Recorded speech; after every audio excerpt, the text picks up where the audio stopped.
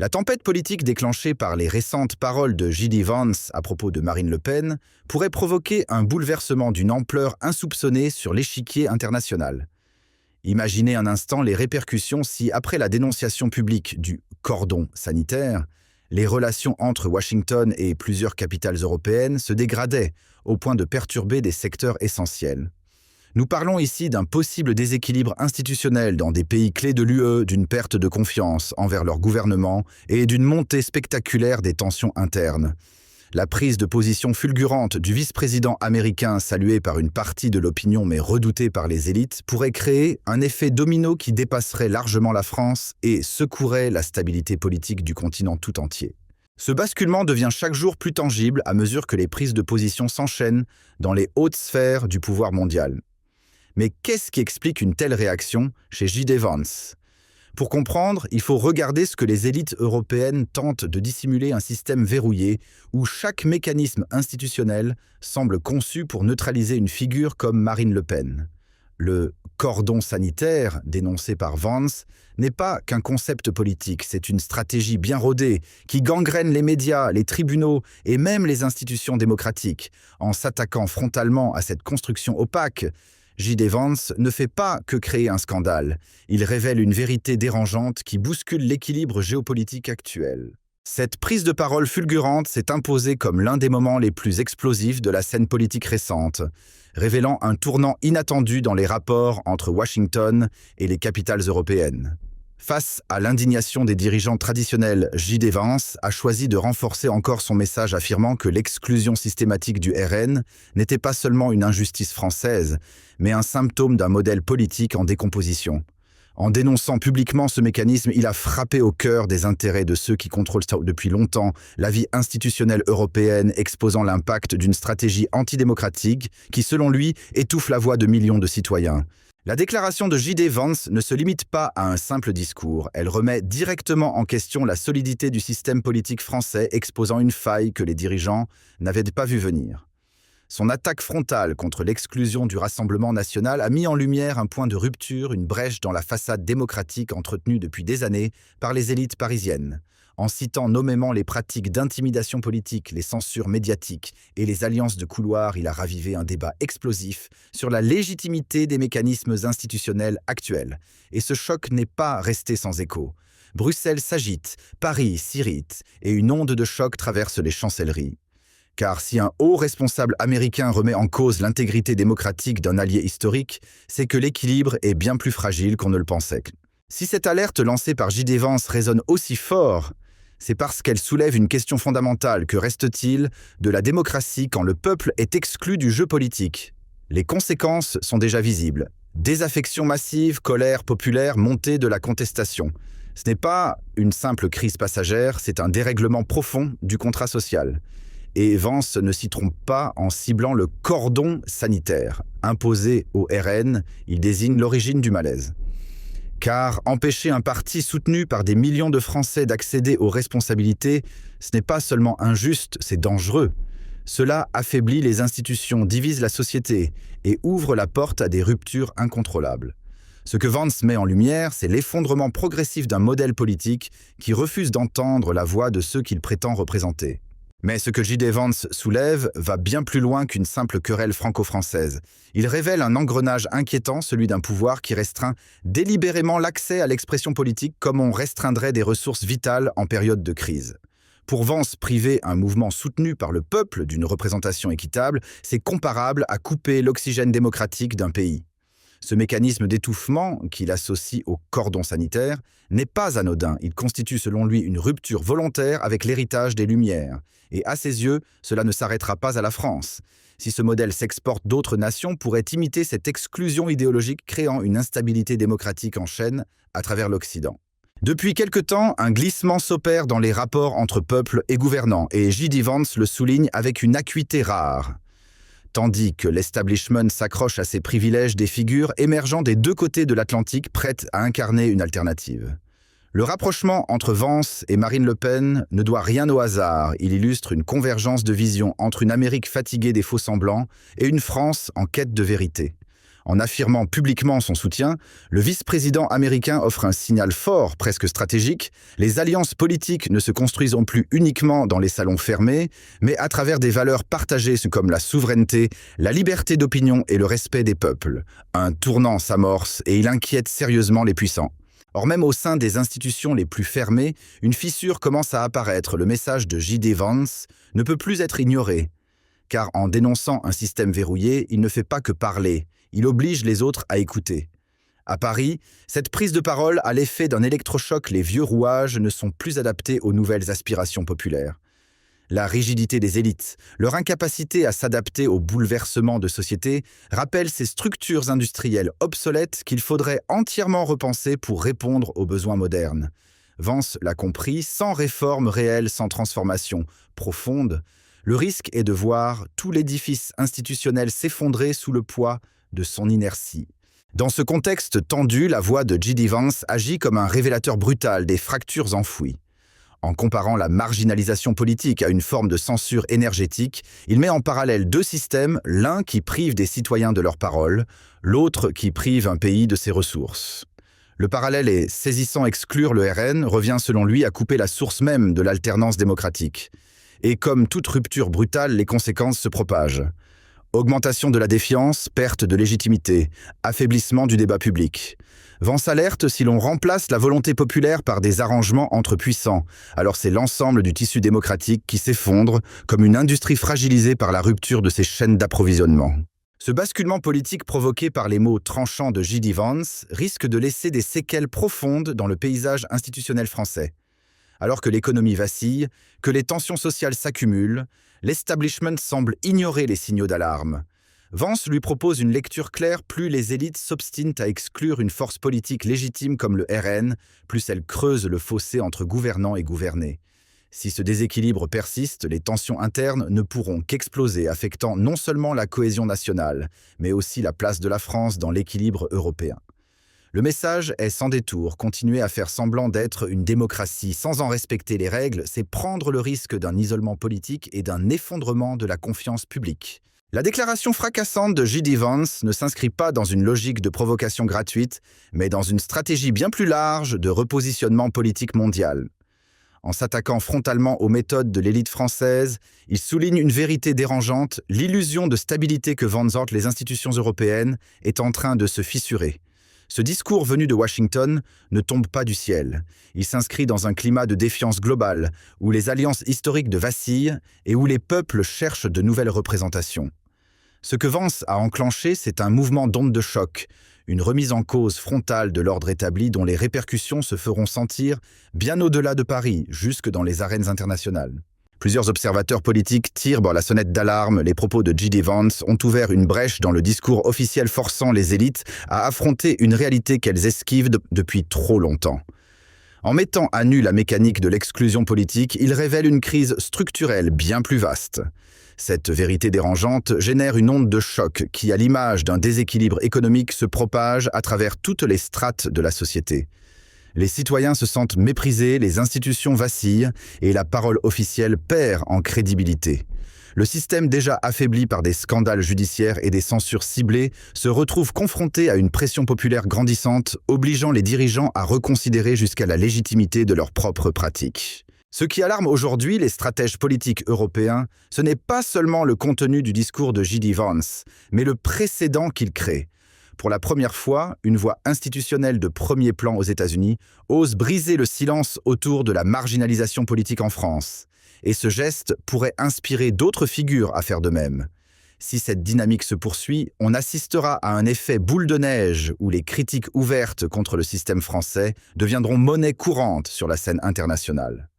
Cela placerait Paris dans une position inconfortable sous pression diplomatique croissante et fragiliserait sa capacité à défendre une image de démocratie exemplaire. En dénonçant un cordon sanitaire qualifié de tyrannique, Vance a enclenché une série de répliques dont personne ne peut aujourd'hui prédire l'ampleur. Mais ce qui dérange véritablement les élites françaises, ce n'est pas seulement le discours de J.D. Vance, c'est la réaction en chaîne qu'il déclenche. En plaçant Marine Le Pen au centre du débat international, il oblige la scène politique à sortir de sa zone de confort. Ce soutien venu de Washington clair assumé n'est pas une simple posture idéologique, c'est un signal de réajustement stratégique.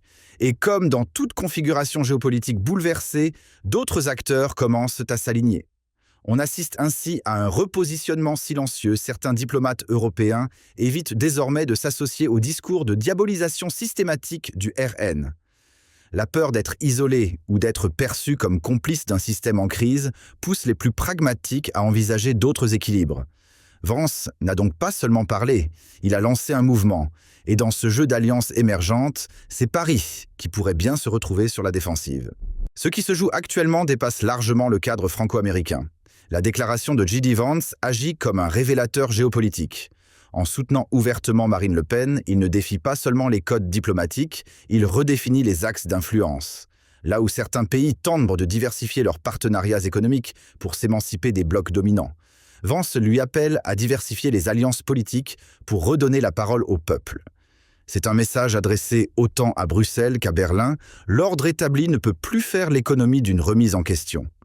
Car si les nations peuvent créer de nouvelles chaînes d'approvisionnement pour se libérer de Pékin, pourquoi les citoyens ne pourraient-ils pas eux aussi choisir de nouvelles représentations pour se libérer des élites ? Le parallèle est brutal mais terriblement actuel. En exprimant ouvertement son admiration pour Marine Le Pen JD, Vance ne se contente pas de provoquer un débat national. Il expose aussi les failles d'une diplomatie américaine en perte de repères. Ce positionnement inattendu met en lumière l'absence d'une stratégie claire de Washington face à la montée des courants populistes en Europe. Pendant que certains responsables s'accrochent encore à des alliances classiques, d'autres, comme Vance, voyant dans ces forces émergentes une opportunité de rééquilibrer les rapports internationaux. Cette fracture idéologique pourrait faire vaciller l'autorité morale que les États-Unis revendiquent depuis des décennies, notamment dans les cercles occidentaux. Ce clivage idéologique n'épargne pas non plus le vieux continent. Plusieurs capitales européennes traditionnellement proches de Washington commencent à exprimer leur malaise, car en soutenant une figure comme Le Pen-Vance, semble remettre en cause des décennies de consensus transatlantique. L'après-crise ukrainienne avait vu l'Europe se rapprocher davantage des États-Unis, notamment sur les questions sécuritaires et énergétiques. Mais aujourd'hui, cette solidarité s'effrite, fragilisée par des prises de position perçues comme intrusives ou désalignées. Si cette tendance se confirme, les relations euro-américaines pourraient entrer dans une ère d'instabilité inédite. Progressivement, les partenaires européens se sont interrogés sur la nature réelle du partenariat transatlantique en particulier, depuis que certaines figures politiques américaines comme J.D. Vance prônent une réorientation stratégique vers des courants populistes. La déclaration choc de Vance sur Marine Le Pen a été perçue comme une tentative de normaliser une alliance politique avec des forces longtemps considérées comme marginales. Ce signal trouble, combiné à la montée des intérêts divergents, a incité les gouvernements européens à prendre du recul et à reconsidérer leur alignement automatique sur les choix de Washington. Dans ce contexte de réévaluation, plusieurs nations européennes ont commencé à explorer de nouvelles pistes de coopération. Des pays comme la Norvège, mais aussi le Canada, apparaissent comme des acteurs plus équilibrés dans le paysage géostratégique. L'ouverture affichée de J.D. Vance à des personnalités comme Marine Le Pen a rendu certains dirigeants européens méfiants quant à la stabilité de la ligne diplomatique américaine. Résultat, l'Union européenne multiplie les contacts bilatéraux pour diversifier ses alliances, réduire sa vulnérabilité et réaffirmer sa souveraineté sur la scène internationale au détriment du leadership américain. L'intervention de J.D. Vance dans le débat européen marque une nouvelle étape dans la redéfinition des rapports transatlantiques. En saluant Marine Le Pen, il ne fait pas qu'exprimer une opinion personnelle, il révèle une fracture idéologique au sein même du leadership américain. Cette polarisation croissante pourrait affaiblir la cohérence des politiques étrangères, des États-Unis notamment, dans leur rapport avec les démocraties européennes. À chaque alternance politique à Washington, les lignes directrices semblent être réécrites, créant un brouillard stratégique qui inquiète de plus en plus les chancelleries alliées. Pour les pays européens, cette instabilité devient une source d'inquiétude constante. Le soutien d'une figure politique américaine à une force nationaliste française est perçu comme un avertissement, rien n'est figé dans l'Alliance atlantique.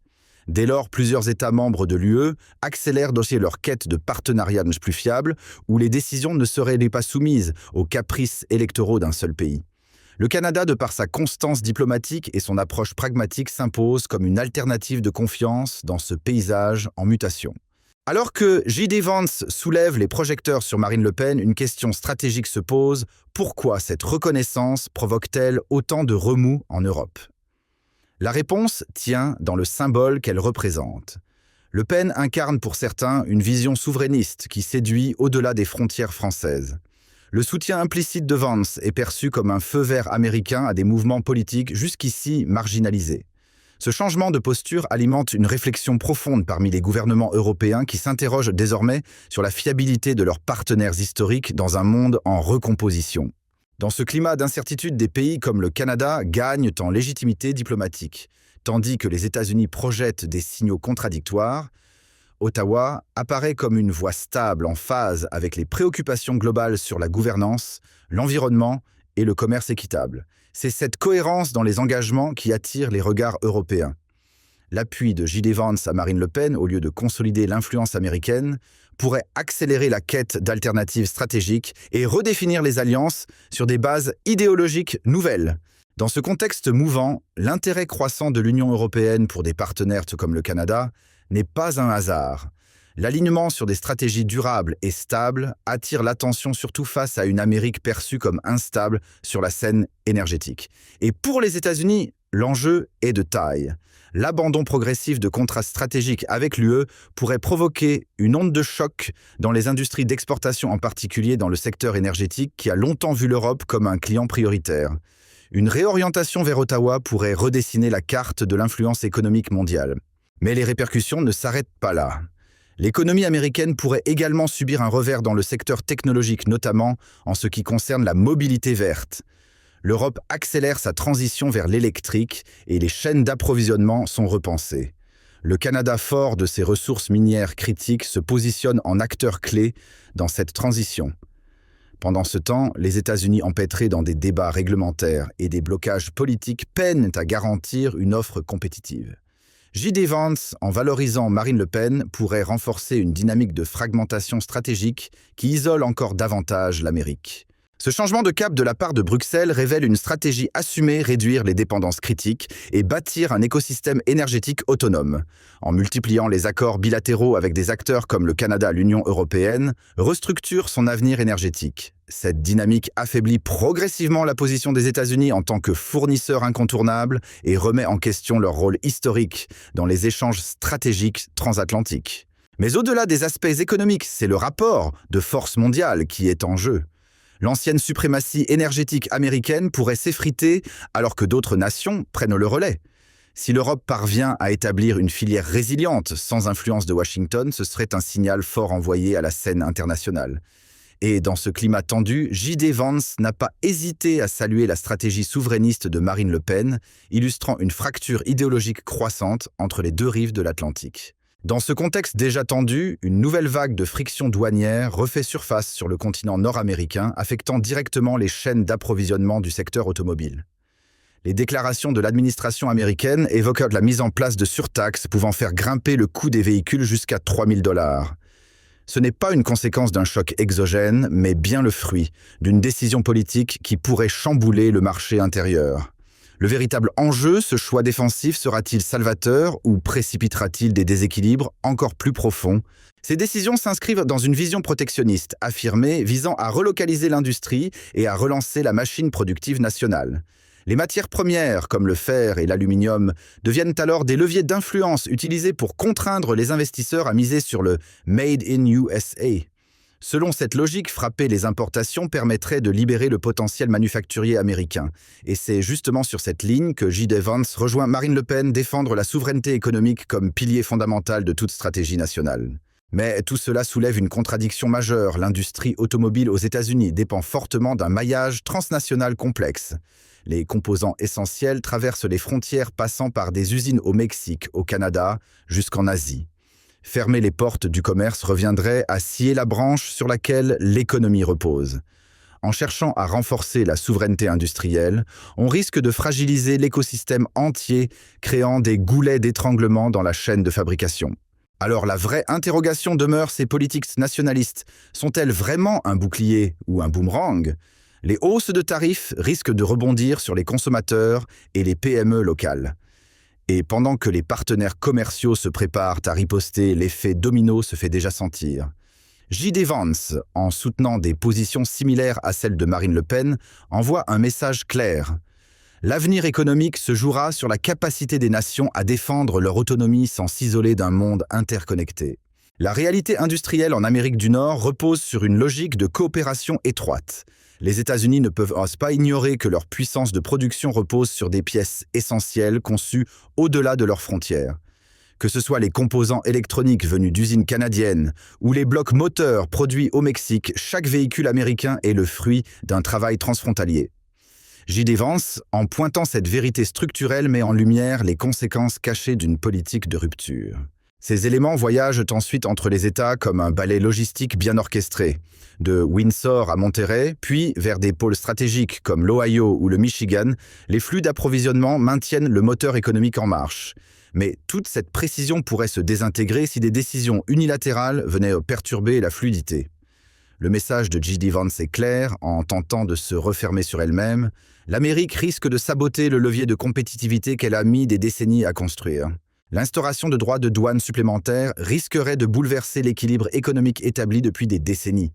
Toute modification dans les coûts logistiques pourrait provoquer une réaction en chaîne touchant autant les géants industriels que les petits entrepreneurs qui dépendent de la fluidité du commerce nord-américain.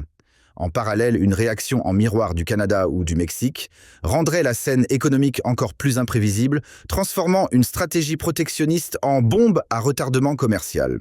Cette situation relance le débat sur l'autosuffisance industrielle. Peut-on réellement reconstruire une chaîne de production entièrement nationale sans compromettre l'efficacité économique ? L'idée semble séduisante sur le papier, mais elle se heurte à la réalité. Les frais d'exploitation élevés aux États-Unis constituent un frein majeur. Les salaires notent les normes strictes et le manque de main-d'œuvre qualifiée représentent des obstacles bien plus complexes qu'il n'y paraît. Les exigences croissantes en matière de développement durable et de responsabilité sociétale imposent désormais des contraintes financières lourdes aux industries locales. Ces engagements, bien qu'indispensables sur le plan écologique, engendrent des dépenses supplémentaires non négligeables pour les entreprises nationales. Et ce n'est pas tout l'accès limité aux ressources stratégiques, comme le cuivre ou les terres rares, place les États-Unis dans une position délicate. En particulier pour les technologies vertes, l'insuffisance des stocks internes crée un gouffre que le pays peine à combler. Un problème encore plus vaste se profile, celui de l'armature logistique. Réorganiser entièrement le tissu industriel national nécessiterait non seulement des investissements colossaux, mais également une décennie d'efforts soutenus. Pendant cette transition, les coûts de fabrication s'envoleraient, alimentant une spirale inflationniste incontrôlable. Le consommateur moyen déjà sous pression verrait le prix des produits grimper en flèche, remettant en cause l'accessibilité même des biens essentiels. Et dans ce contexte, Marine Le Pen semble trouver un écho inattendu à l'international, comme en témoigne la récente déclaration surprenante de J.D. Vance. L'augmentation constante des coûts de production pèse lourdement sur la santé économique des nations industrialisées. Cette pression financière réduit leur compétitivité face à des acteurs émergents, plus flexibles. Dans ce contexte incertain, l'Europe traverse une mutation profonde bouleversée par la perte de son fournisseur énergétique historique. Près de la moitié de ses besoins en gaz provenaient autrefois d'une seule source, aujourd'hui compromise. Ce choc a forcé Bruxelles à adopter une stratégie de survie à grande échelle axée sur la diversification et la résilience. Dans cette course contre la montre, une décision controversée a attiré l'attention: l'instauration par Washington de prélèvements supplémentaires sur les livraisons énergétiques canadiennes. Résultat immédiat, une hausse de 10% sur les tarifs poussant Ottawa à réorienter ses flux vers le vieux continent. Ce choix, loin d'être anodin, révèle une reconfiguration stratégique des alliances où les priorités économiques se s'entremêlent avec des ambitions géopolitiques. Et dans ce contexte tendu, les propos récents de J.D. Vance sur Marine Le Pen résonnent comme une bombe politique inattendue. Pour Bruxelles, l'arrivée de nouveaux acteurs dans l'arène énergétique mondiale tombe à point nommé. Cela permet non seulement de renforcer sa souveraineté énergétique, mais aussi d'atténuer les effets d'une trop grande concentration des flux vers un seul fournisseur. Simultanément, Washington se repositionne comme pivot de l'ordre économique global, ravivant les discussions sur l'influence des décisions fiscales dans les relations internationales. Et dans cet environnement mouvant, les propos explosifs de J.D. Vance sur Marine Le Pen ajoutent une dimension politique inattendue. Le regard se tourne alors vers le nord.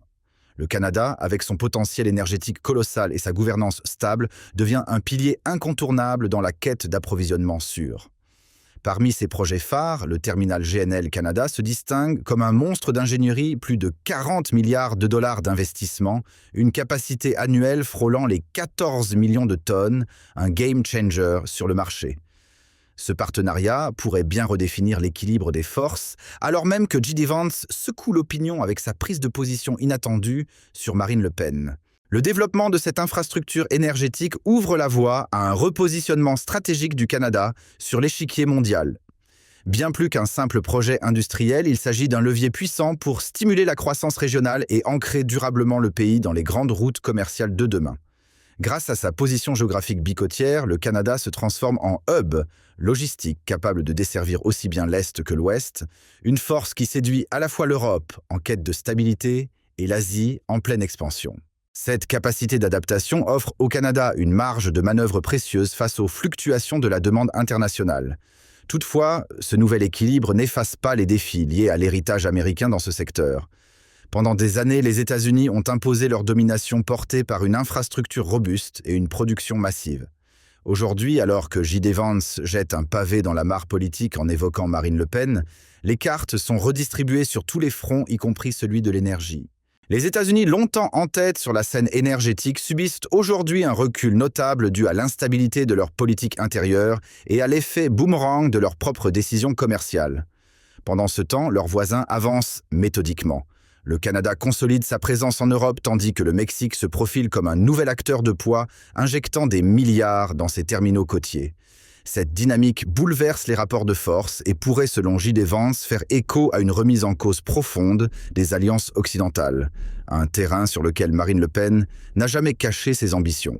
Dans ce contexte tendu, la course à l'innovation devient un impératif. Chaque acteur cherche à se démarquer en optimisant ses infrastructures et en réduisant ses coûts d'exportation. Cette compétition féroce rebat les cartes dans l'industrie du gaz liquéfié, où les géants d'hier sont bousculés par des rivaux agiles et stratégiques. J.D. Vance, en évoquant Marine Le Pen, soulève indirectement un point crucial. La réorganisation énergétique mondiale pourrait bien servir de tremplin à des figures politiques non conventionnelles prêtes à redéfinir les alliances sur fond de nationalisme économique. Au cœur de cette compétition globale, seuls ceux qui anticipent les ruptures et redéfinissent leur stratégie survivront à l'incertitude croissante. J.D. Vance, en citant Marine Le Pen, a peut-être mis le doigt sur une vérité dérangeante. Le monde n'est plus façonné par les puissances d'hier, mais par ceux qui osent défier l'ordre établi.